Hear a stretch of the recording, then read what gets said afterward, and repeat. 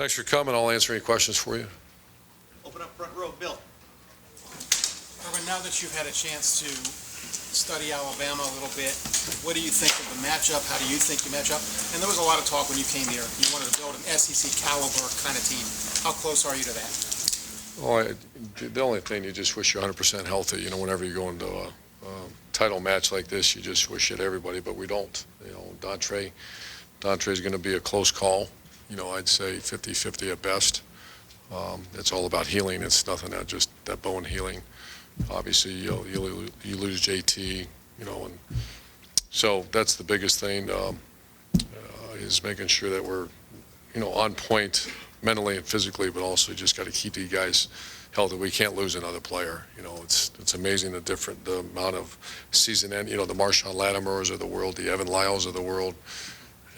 There's just a bunch of. I think there's 10 season-ending injuries that, you know, are young players, but that's special teams, that's depth at corner, that's depth in the offensive line. Those are all areas that we have to keep pushing. They're a great team, obviously #1 team in America. When you watch video, there's not much difference than the other Alabama teams we've studied.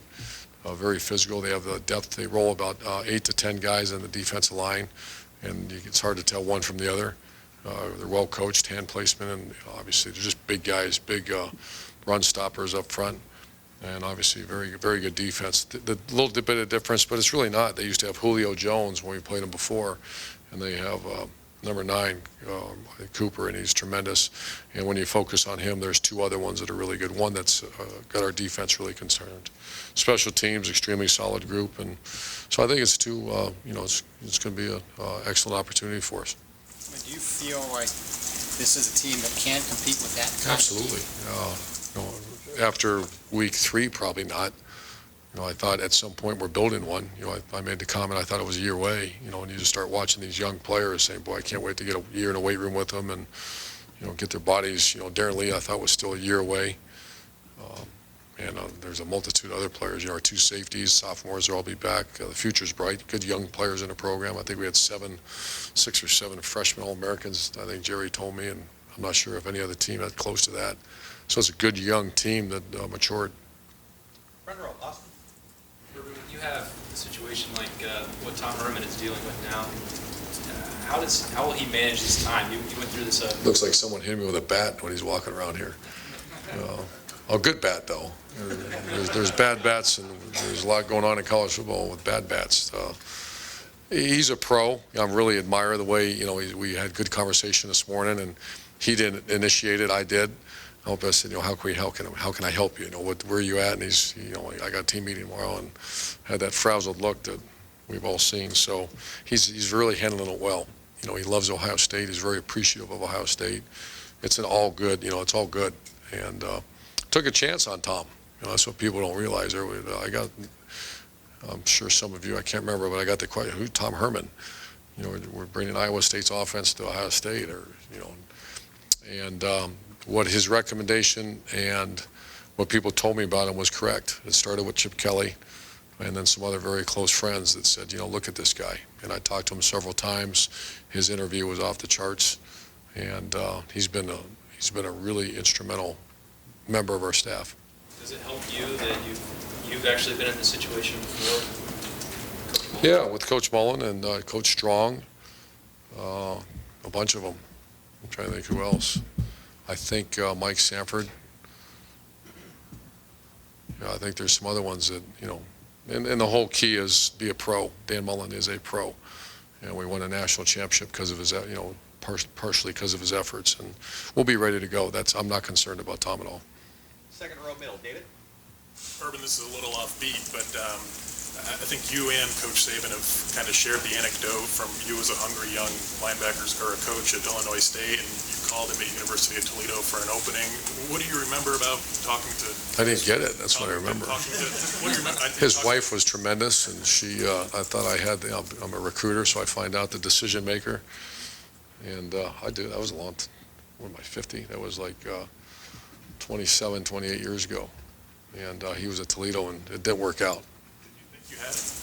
Oh, I have a hard time remembering. I can't remember. You know, I'm from Ohio, so I thought I had my foot in the door, I guess.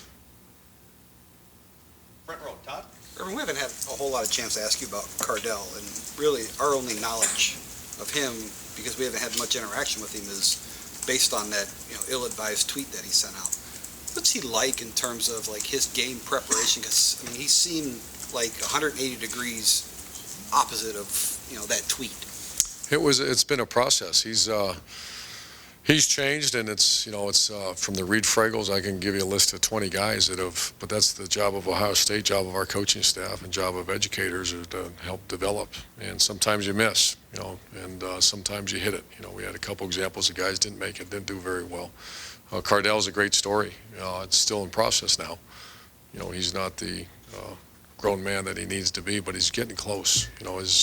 The thing that really struck me is when he made a mistake during the course of the game, and he come, I gave him one of these and was ready to dive right in the middle of me, looked me right in the eye and said, "I made a mistake, Coach. It won't happen again." I said, "Great. Go back and tell the offensive line that." And that's a good sign of maturity. That where that kid would have been, heard every story, every excuse possible. But I think he's in a culture in this room right here where there's absolutely no. If I hear excuse, we can't have that. So he's really matured. But one of the most matured, one of the most difference. What am I trying to say? What you said, the whole 180. I'm not sure I've experienced one like that. What's your message to this team, too? You mentioned about early in the season maybe thinking that this group was a year away. How do you frame this whole playoff? What's your message to them? Well, we're not to that point. I think we're to the point about, we made it through finals. That ended 2 days ago, and that was hard here. I mean, once again, the Ohio State's not getting easier. And so our kids, Taylor Decker looked like a zombie out there. He's in zoology and, just so we haven't had a lot of conversation about it. I talked to the, we're in increments about how to win a game like this. You have to, every day you got to, your percentage goes up to compete and win this game if you have a good Tuesday. And they listen. I can tell we hit a hook when I was talking about that. Just have a really good Tuesday, have a good Wednesday, and your percentage just went up to compete in this game. And that's kind of the methodology we've been using up until we get down to New Orleans. It's just every day is another chance to get closer to win that game. If you don't have a good day, your chances of winning this game is probably zero. And they buy into that. Far left, Rusty. We always have to ask this question when it's been a little while, but will you have everybody on the roster who's not injured? You haven't lost anybody to academics or suspensions or anything like that? I don't believe we have. Kyle Dotson is not going to be with us. I mean, he's part of our program. It was from high school, actually, that injury, and so our doctors are phenomenal here. They caught it, and so he's not going to play. The suspensions, no, and what was it, injuries? Armani got dinged in the, so his demeanor's great. He should be fine. We're hoping to get a Saturday, Sunday out of him in 2 days, Saturday, Sunday, and he should be ready to go. Dontre's the 50-50 guy. One more question. And academics, you said we don't have finals, but all I do is what they tell me, and we don't anticipate that problem. And can you get a feel for what your players think of Alabama? Yeah. Absolutely. What is it? How do they look at Alabama? Well, I've used Alabama. I've used, anytime the top of the mountain, I've used them. I've used, respectfully used them, because they play very well. Every year they're in a championship hunt, and I've used them. And so there's a lot of respect for University of Alabama and their athletes. Doug. Urban, this group of second-year guys, the 2013 recruiting class, I know we talked last year maybe that as freshmen how they might help that team. But when you look at Bosa and Zeke and Von Bell and what JT did, Darren, I don't know, that group that you have sort of this core group of still pretty young guys who are playing at a pretty high level. I don't know, when you got that class in here, did you have an idea? Yeah, we felt really, really good about that class. And now that you say, I haven't really thought about it, but you're saying those names, those are all program changer guys. So, yeah, I mean, I'd have to look at the class to see it, which I'll probably do now that you got me thinking, but that's a heck of a class. And you're the first really number 4 team in really college football ever that has a chance to win a national title like this. I mean, I know in the old bowl days maybe teams really can't jump up, but just the idea that if this was a year ago, you guys would not have a chance really to win a national title has, I don't know, do you feel? There's part of me, because I've been asked about that. You know, in 2004, we had a Utah team that finished fourth. And that Utah team on any given day, so you know, it's more inclusion. You know, I think the more I think about it, you know, I would love to have this in 2004 and take that group of players and take a swing as hard as you can, and who knows what happens. So the more I think about it, you know, it is ridiculously tough on our players' families, which still everybody's going to get tired of saying it until someone does something about it, because that is real. When you take them to a championship game, which is great for our conference, and great for coaches and great for everybody, but the families still got to get in cars and hotel rooms and all that. Then we go from there to a first of a playoff, and if you're fortunate enough to win the second one, that's you know, if people tell me that's an average on a normal sized family, $5,000, where are they going to come up with that? And I just worry about bad things happening because families can't go see it. So but I think it's good, you know, and I just go back, I was thinking about that the other day, that we're the number 4 team in America. So is Utah, and they'd be, you know, imagine that at a school like that, with a great school and a great team that should have had a chance to go do it. And Auburn that year didn't have a chance, and that was a great football team. So I think it's all good. And we've heard the stories over the years. You've talked about it when you were at Florida and played Ohio State in that championship game, that you worked that underdog angle. You're number 4 Big. playing number 1. We're not there yet. I don't know. We'll see what kind of team we got. Yeah, that was over the top. Big. Front row, Coach, is there anything unique about playing in the college football playoff that differs from a bowl game? And have you? Oh, it's completely different. You know, it's not. You don't even. That's one of the negatives of it. You just worry about. You don't even think about the bowl. You know, it's a Sugar Bowl. Sugar Bowl is one of the great bowls in college football history, and it's all college football playoffs. So it's going to be interesting how that evolves over the years here. But it is, and you know, it's real. I love bowl games. I mean, it's a playoff game. Have you consulted with anyone with playoff experience, either at the No. FCS or? No. Okay. Just trying to get the guys ready to go. Front row, Dave. In terms of finding a replacement for Tom Herman, you'll hear athletic directors say they have a short list of candidates if they're looking for a head coach or if they need to look for a head coach. Do you keep a short list of candidates for offensive coordinator? And I'm sure that's probably a bridge you're going to cross after the playoffs. But Oh, I'm crossing it now. Okay. You know, because you don't want to lose someone, because there's a lot of activity right now. And that's the unfortunate thing. But this is a big hire. This is huge. The good thing I've had, Coach Warner, that's I have, you know, I'm not going to release anything, but I got plans. I just want to keep evaluating the next couple weeks. And but no, I have short lists all over the place. Yeah, for each position, and strength coaches and everybody. Back row middle, Dennis. Urban, following up with playoff questions, there's another whole different game. How do you deal with preparing to meet that? Do you have GAs watching film on both teams? No, that's a good question, and I thought I would in the summer when I started, just kind of because I was asked the question. I said, how are you going to do this? Every available hand in this facility is working for this one, and we'll worry about the next one. And I talked to our coordinators a little bit about it, and you know, I've done it before, where during the course of the season, you know, you maybe send a GA to start getting ready for a Michigan State coming down the road or something like that. But this one, you know, it would be a tactical error on my part to have anybody in this facility working on something other than Alabama. Also a follow-up. How do you explain stockpiling, if that's the word, all these quarterbacks who can produce right away and well? I didn't know. I didn't know. You know, I think we're a quarterback-friendly offense. I don't want to take anything away from there. I think, you know, we have a very systematic approach to football here, and a guy, you know, if you sit in those meetings, you should know where and what to do.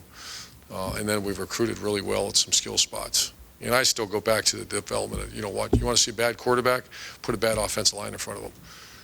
And we saw, you know, I'm not taking a shot at anybody, but we didn't look very good against Virginia Tech and Navy because we had a bad offensive line.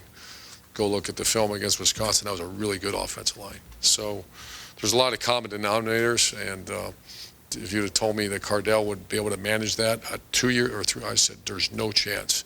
He even said last year in spring practice, I remember Tom and I walking off the field, you think Cardell will ever be a college, you know, Ohio State quarterback? He said, absolutely. and I saw it too. So it's player development and surrounding them with good players and making sure that you're not, because sometimes you get caught in these offenses that are changing coordinators, changing this, we're not changing anything. You know, I've had 5 coordinators going to be head football coaches. Next year, there's not going to be new terminology. Those kids are going to continue to learn a system. So when you hear system, I get a little upset. I hear, well, he's a system quarterback. You're damn right he is. He's not a grab bag quarterback, I can promise you that. And that's what I like about the way we do our business. Back row middle, Nicole. It's actually basically the same question about, every coach would love to say, next guy up, but the success that you've had with quarterbacks filling in for each other. So can you a little bit more specifically about the quarterback development here that you've seen in all 3 guys? Well, you got 4. You got Kenny Guyton. You got Braxton Miller, Kenny Guyton. You got J.T. Barrett. You got Cardell Jones. And I'm not sure, that's kind of uncharted waters. We had Brett Elliott go down at Utah, and a skinny kid named Alex Smith jogged on the field and did pretty good. You had Chris Leak followed up by Tim Tebow. So there's been a nice pattern, and I don't want to take away from the quarterback coach because that's where it all starts. But like I said, there's no variance as far as, the kid's not going to come in here on, or change in spring ball. By the way, we're scratching everything we're doing. That's where I think you see really a slow development of a quarterback when you start seeing, offense of the day or offense of the season. In the spring we're going to change our offense, and that's when I think that's when you see quarterbacks really go backwards. Front row, Tim. Yeah, Urban, you've known Nick Saban for a while. You've watched him for a while. He's, 13 years older than you or whatever. What is it about him that you admire, the way he goes about his business? I mean, what are some of the things that you maybe even emulated a little bit as you've watched him? He's tough. He's a guy that's really not a whole lot of nonsense. We have a lot of conversations, and people probably say about me, there's not a whole lot of, we're not talking about the 1992 Chicago Bulls or something like that. We're talking about, he's a very player-oriented coach, which I'd like to think we are, and very fundamental guy. It's been that way for years. We have mutual friends like Bill Belichick, and I just admire guys like that, and he wins. And the other thing, you guys both seem to approach recruiting the same way. It's sort of like a bulldog. Did you take that from him too? I mean, you're as involved in recruiting as any head coach out there. I think that came from a long time ago. I love recruiting. I love recruiting good players, good guys. I love it. Can't get enough of it when you're good guys, and so you're selling something you love. So that's been that way, and I had chances or had conversations going to pros back years ago and all that, and to take that, where some guys, I can't wait to get away from recruiting. I never looked at it that way. Far right, Clay. Just making sure Tim Tebow's your next quarterback coach. What did you want your team to get out of his? He came here for ESPN, and I love Tim. Tim's a champion. Tim's a 2-time national champion. He's I have coached 2 players that have that same bizarre work ethic and toughness, and it's John Simon and Tim. And that's not being demeaning to Zach Boren or some of these other great players. It's different. And the players know that. It's different. And I have this, very few jerseys hanging in my office, and this is one of them, just because of his relentless pursuit of excellence and the way he treats people. And so it was great conversation with our players, and kind of on the spot, ESPN brought him in just for a conversation, and I said, do you mind? And he was great. You think he'll continue to stay in TV? Does he want to get? He wants another shot at playing. He does? Yeah. I hope he gets it. If not, I think he's going to continue what he's doing. Last couple questions. Ari, middle. Speaking of loving recruiting, you obviously want to find a quarterback coach and the coordinator that can replace Tom, but as you're well aware, he had a lot of success in Texas. Yeah. And when you go, Big part of the thought. and you look at the short list that you talked about, how important is it to get somebody who recruits that area, or are you comfortable rejiggering your recruiting territories? No, I'm playing with that a little bit. That's a great question. Texas is Texas now, and I'm trying to think of the players that I've, David Nelson and Keyston Moore, or at Florida, and then I'm sure I'm going to miss someone. But Texas guys, I don't want to stereotype them, but they're usually very well coached. They love football. They've been raised a little bit like, a lot like Ohio. Kid in Ohio, you're going to play football normally. Kid in Texas, you're probably going to play. So I've always loved to go down there, and I love the high school coaches, and so we need to, and that's part of the job description, is be able to go get a kid out of Texas. Okay, so that's like something that Right now it is, unless, like you said, I rejiggle and move things around, but I'd rather not. I'd rather get a guy that has some footprint, if I can. But one thing about recruiting, if you're a great recruiter, I'm going to, we have some great recruiters on our staff. I would stick them in Texas, and they'll go get some players. And far left, Matt. Just wondering, what's the key to, and you deal with this every year, there's a bowl game, but you got 3 more practices here, then the guys go home, and then it's go time. What's the key when you're preparing a team for a game like this, that they're ready 8:30 on New Year's night? What do you have? Great question. And I asked that question to Coach Holtz in 2006. That was my first time as a head football coach, the extended time for a bowl. It was like 40 days. And he kept saying to me, he says, you don't have to play that game. So for us there's not a lot of rah-rah going on right now. It's all about taking care of business. And we break it into 3 phases. Phase 1 are fundamentals and conditioning. Phase 2 is game plan, installation, and phase 3 is game week. So the way a young mind, even an old mind works, if I said, hey, by the way, we got 18 or whatever practices are, I don't even know how many practices we are. All I know is we're in phase 2. We have 2 left because I'm going to give them tomorrow off. It's mentally not off. We're going to meet, but I'm not going to run them, or we're not going to practice. So I want to make sure that the 9 coaches, our strength coach, and most important, our players into that mentality, because you can't handle that, because there's too much going on. So it's very compartmentalized, and that came from Lou Holtz back in 2006. Do not play the game. They don't have to play the game today. I don't even think about the game yet. There'll be the right time, and that's going to be once we hit New Orleans. What's your message to them when they get those 5 days at home? Well, it's 4.5 days that we're going to give them, because we're going to come in here and practice. They go home. It'll be a hard practice, and be a pro. You're playing for the championship of college football. If I'm worried about curfew, everybody, well, what's a curfew? If I have to worry about that, we're not going to win. And there's too much investment around here. So the message will be, hit your body weights, be in good shape. I don't expect you to run and all that, but be mentally and physically in the right frame of mind when you get back, and be ready to go. And I anticipate they will. Thank you very much. Thanks, guys.